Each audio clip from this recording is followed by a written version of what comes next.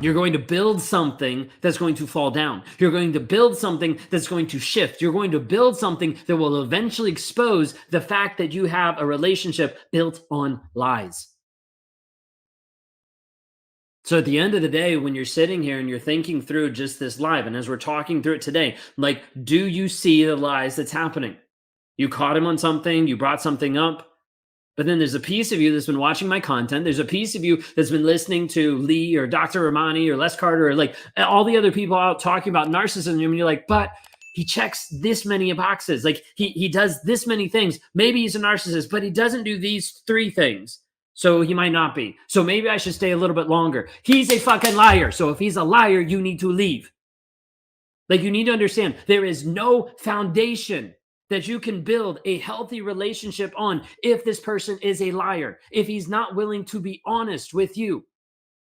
Now, a narcissist, a lot of times you will have this fake vulnerability. You'll have this piece of like, oh, but I'm showing you that I'm vulnerable. Now, typically this piece of vulnerability goes back to the aspect of the past.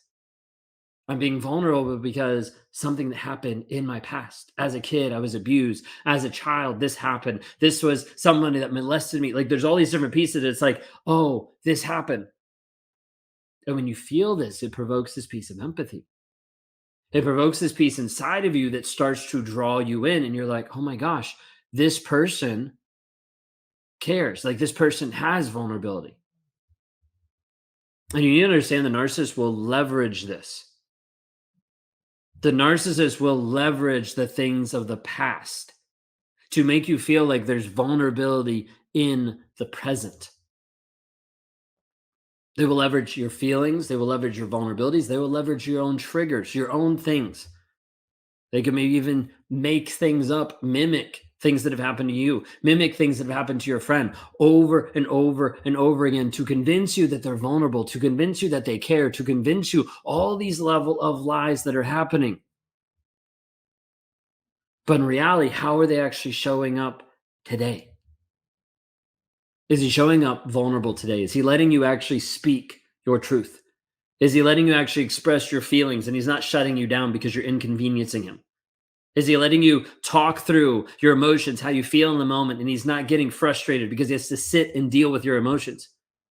Are you actually able to showcase another opinion or another thought and he's not beating you down because you have a different thought that's not his? Like, what is actually showing up? I need you to understand the label doesn't matter. We can talk through the label, we can identify the label, we can showcase this person is or this person isn't a narcissist. But oftentimes what it does is it drags you out longer in the abuse. And you don't make the decision to actually be free. Many of you right now have been trapped in a toxic relationship for years, over and over and over again, and you haven't made a decision to actually break that apart. Maybe that's a friendship, maybe that's a relationship, maybe that's a family member that you're engaged with. And you haven't made a decision to break it free because, well, they don't have the label. But you know that they're a liar. You've seen it. It's been demonstrated in the life, in the communication. You've seen it over and over and over again. But you haven't made the decision to actually have any semblance of freedom for you.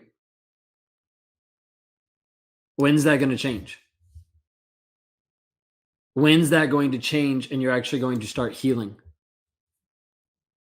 If we only focus on the label, you don't win.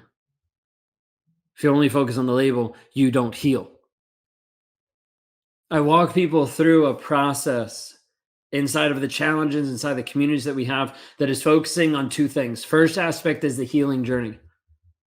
It's walking people through how to break the trauma bond, how to get rid of the obsessive thoughts, how to work through the emotional triggers of seeing him, of interacting with him, of seeing his picture, of hearing a song on the radio and being like, I'm back in it.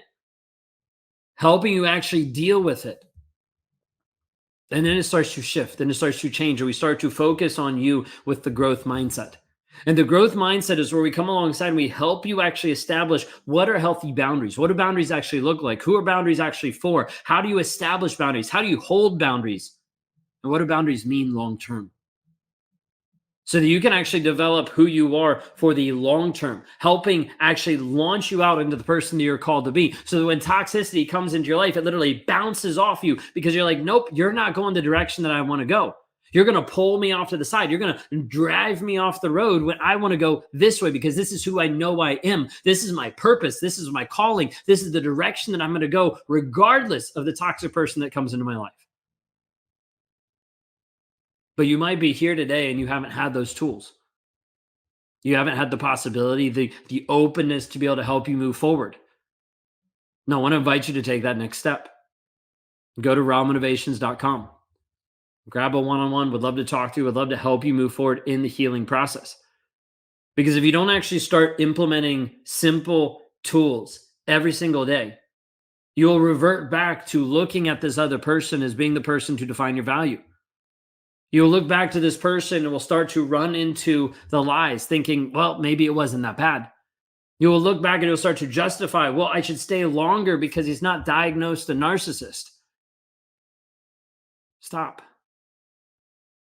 Would you give yourself some grace and some love and some care to be able to say, hey, I'm going to actually take a path, a step in a different direction, a step that actually helps me move forward in the healing process?